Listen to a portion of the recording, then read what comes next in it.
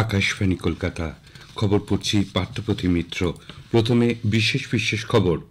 প্রধানমন্ত্রী গতকাল থানেতে ৩২,৮০০ কোটি টাকারও বেশি একগুচ্ছ প্রকল্পের উদ্বোধন ও শিলান্যাস করে বলেন, কেন্দ্রীয় সরকারের প্রতিটি সিদ্ধান্ত, সংকল্প এবং স্বপ্ন বিকশিত ভারতকে উৎসর্গ করা হয়েছে।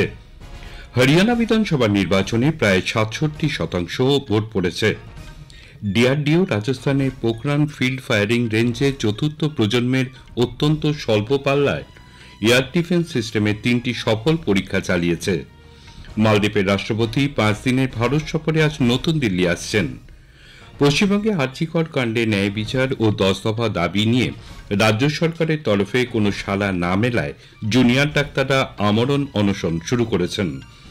ভারত আজ মহিলাদের টি-20 ক্রিকেটের গ্রুপ পর্বের ম্যাচে পাকিস্তানের বিরুদ্ধে খেলবে। অপরদিকে টি-20 3 ম্যাচের সিরিজের প্রথম খেলায় ভারত আজ বাংলাদেশের মুখোমুখি হচ্ছে। আসছি বিস্তারিত খবরে। প্রধানমন্ত্রী নরেন্দ্র মোদী বলেছেন, মুম্বাই এবং থানের মতন শহরগুলির উন্নয়ন ভবিষ্যতের কথা ভেবেই করা উচিত, যাতে বিকশিত ভারতের লক্ষ্য অর্জন করা যায়।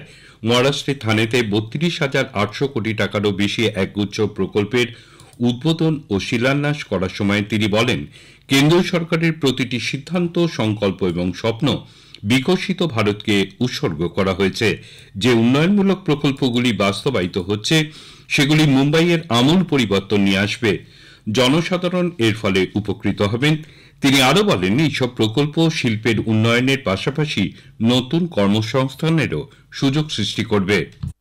वर्सोवा से Bandra sea bridge project, eastern freeway, Thane Borivali tunnel, Thane circular metro rail project, ऐसे प्रोजेक्ट से इन शहरों की तस्वीर बदल रही है।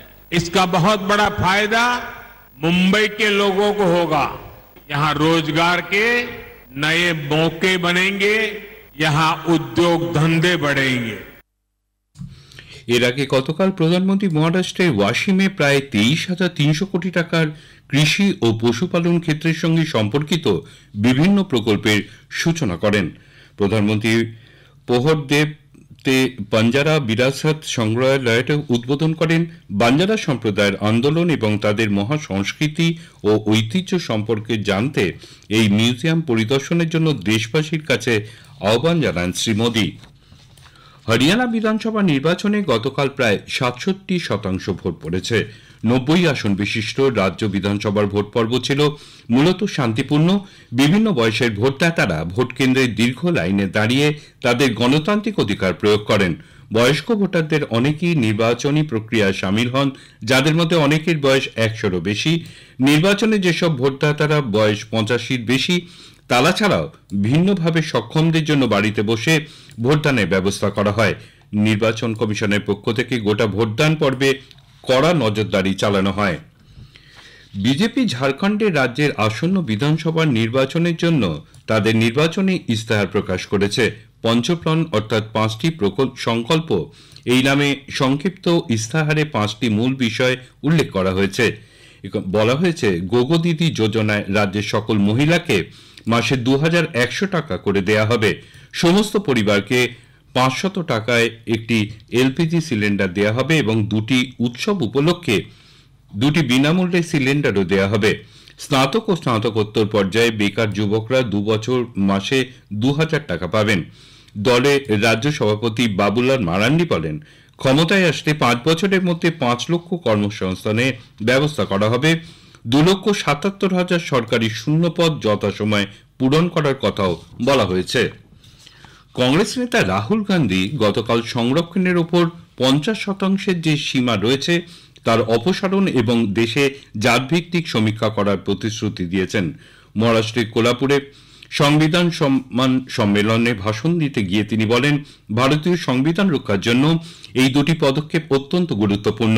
জাতভিত্তিক শুমারির পাশাপাশি একটি আর্থসামাজিক সমীক্ষার ব্যবস্থা করা এবং দেশের গুরুত্বপূর্ণ প্রতিষ্ঠানগুলিতে বিভিন্ন সম্প্রদায়ের অংশগ্রহণের মূল্যায়ন করাও জরুরি বলে তার অভিমত। কেন্দ্রীয় স্বরাষ্ট্রমন্ত্রী অমিত শাহ বাম চরমপন্থা প্রভাবিত রাজ্যগুলির নিরাপত্তা উন্নয়নের পর্যালোচনা করতে সোমবার একটি বৈঠকে সভাপতিত্ব করবেন। অন্ধ্রপ্রদেশ, বিহার, ছত্তিশগড়, ঝাড়খণ্ড, তেলেঙ্গানা, উড়িষ্যা, মহারাষ্ট্র এবং মধ্যপ্রদেশের মুখ্যমন্ত্রীরা বৈঠকে যোগ দেবেন।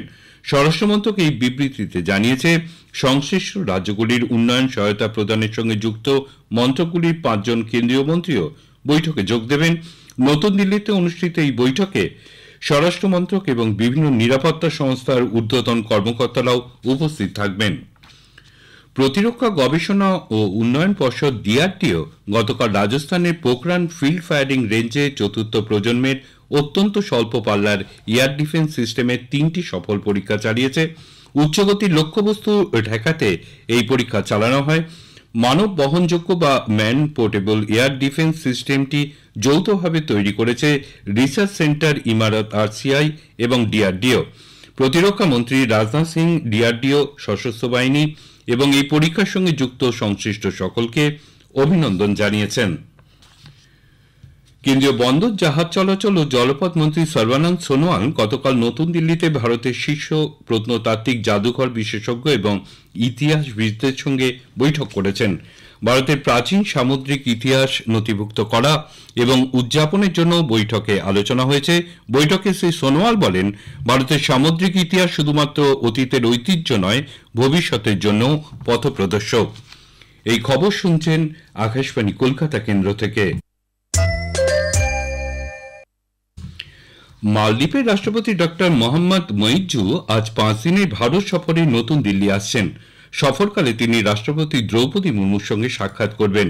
প্রধানমন্ত্রী নরেন্দ্র মোদীর সঙ্গেও দ্বিপাক্ষিক, আঞ্চলিক এবং আন্তর্জাতিক বিভিন্ন বিষয়ে তিনি বৈঠক করবেন। সফরকালে ডক্টর মইজু বেঙ্গালুরু এবং মুম্বাইতে বাণিজ্য প্রতিনিধিদের সঙ্গেও সাক্ষাৎ করবেন।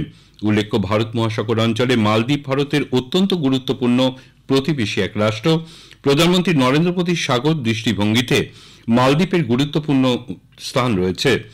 সম্প্রতি ভারতের বিদেশমন্ত্রী ডক্টর এস জয়শঙ্করের মালদ্বীপ সফরের পর সে দেশের রাষ্ট্রপতির এই ভারত সফর তাৎপর্যপূর্ণ। এই সফরের মধ্যে দিয়ে দুদেশের মধ্যে দ্বিপাক্ষিক সহযোগিতা আরও বৃদ্ধি পাবে বলে মনে করা হচ্ছে। কেন্দ্রীয় নতুন ও পুনর্নবীকরণযোগ্য জ্বালানি মন্ত্রী প্রহ্লাদ যোশী আজ 3 দিনের সফরে জার্মানি যাচ্ছেন। সফরকালে তিনি হামবুর্গে 2 দিনের সাশ্রয়ী জ্বালানি সম্মেলনে যোগ দেবেন। একই সঙ্গে তিনি জার্মানি এবং ব্রিটেনের মন্ত্রী ও আধিকারিকদের সঙ্গেও দ্বিপাক্ষিক আলোচনায় মিলিত হবেন। উভয় পক্ষের মধ্যে দীর্ঘমেয়াদী উন্নয়ন, সবুজ হাইড্রোজেন এবং পুনর্নবীকরণযোগ্য জ্বালানি বিষয়ে আলোচনা হবে। 10 দফা দাবি নিয়ে রাজ্য সরকারের তরফে কোনো সাড়া না মেলায় জুনিয়র ডাক্তাররা আমরণ অনশন শুরু করেছে। কর্মবিরতি প্রত্যাহার করে লাগাতার আন্দোলন চালিয়ে যাওয়ার সিদ্ধান্তের কথা আগেই ঘোষণা করেছিলেন তারা। গতরাতে রাজ্য সরকারকে দেওয়া সময়সীমা শেষ হয়ে যাবার পর ধর্মতলার ডোরিনা ক্রসিং চত্বরে সাংবাদিকদের কাছে জুনিয়র ডাক্তাররা বলেন, প্রথম পর্যায়ে 6 জন অনশনে বসছেন। আমরা ঘোষণা করেছিলাম যে 24 ঘন্টা পর হতে আমরা আমরণ অনশনে বসবো। আমরা চিকিৎসা পরিষেবা ফেরত দেব, যেরকম আমরা বলেছিলাম যে গতকাল থেকে আমরা আমাদের সম্পূর্ণ কর্মবিরতি তুলে নিচ্ছি এবং হাসপাতালে কাজে আমরা ফিরছি, কিন্তু খাবার আমরা খাবো না। আমরা এখন আপাতত প্রথম সারিতে আমরা 6 জন বসছি এবং যতদিন না আমাদের দাবিগুলো মানা হচ্ছে ততদিন অবধি আমরা এই আমরণ অনশন চালিয়ে যাব। ভারতের আবহাওয়া দপ্তর আইএমডি জানিয়েছে, উত্তর পূর্বাঞ্চল এবং দক্ষিণ উপকূলীয় অঞ্চলে আজ হালকা থেকে মাঝারি বৃষ্টি হতে পারে। অরুণাচল প্রদেশ, অসম, মেঘালয় ও তামিলনাড়ু, পুদুচেরি, কেরালায় আগামী 2 থেকে 3 দিন বিক্ষিপ্ত বৃষ্টির পূর্বাভাস দেওয়া হয়েছে। বজ্রবিদ্যুৎ সহ বৃষ্টি হতে পারে পশ্চিমবঙ্গ, সিকিম, বিহার ও ঝাড়খণ্ডে। ভারত আজ মহিলাদের টি-20 ক্রিকেটের গ্রুপ পর্বের ম্যাচে পাকিস্তানের বিরুদ্ধে খেলবে। দুবাই আন্তর্জাতিক ক্রিকেট স্টেডিয়ামে খেলা শুরু হবে দুপুর 3:30। সেমিফাইনালে যেতে হলে আজকের ম্যাচ ভারতের কাছে অত্যন্ত গুরুত্বপূর্ণ। ভারত প্রথম ম্যাচে নিউজিল্যান্ডের কাছে 58 রানে পরাজিত হয়েছে। টি-20 আন্তর্জাতিক ক্রিকেটের 3 ম্যাচের সিরিজের প্রথম খেলায় ভারত আজ বাংলাদেশের মুখোমুখি হবে। গোয়ালিয়রে খেলা শুরু হবে সন্ধ্যে 7টায়। ভারতের শুভমান গিল, ঋষভ পান্ত, যশস্বী জয়সওয়াল, মোহাম্মদ সিরাজ এবং অক্ষর প্যাটেলকে আজকের ম্যাচে বিশ্রাম দেওয়া হয়েছে। শেষ করার আগে খবরের বিশেষ অংশ আরেকবার। প্রধানমন্ত্রী গতকাল ঠানেতে 32,800 কোটি টাকারও বেশি একগুচ্ছ প্রকল্পের উদ্বোধন ও শিলান্যাস করে বলেন, কেন্দ্রীয় সরকারের প্রতিটি সিদ্ধান্ত, সংকল্প এবং স্বপ্ন বিকশিত ভারতকে উৎসর্গ করা হয়েছে। হরিয়ানা বিধানসভা নির্বাচনে গতকাল প্রায় ৬৭% ভোট পড়েছে। খবর এখনকার মতো শেষ হলো।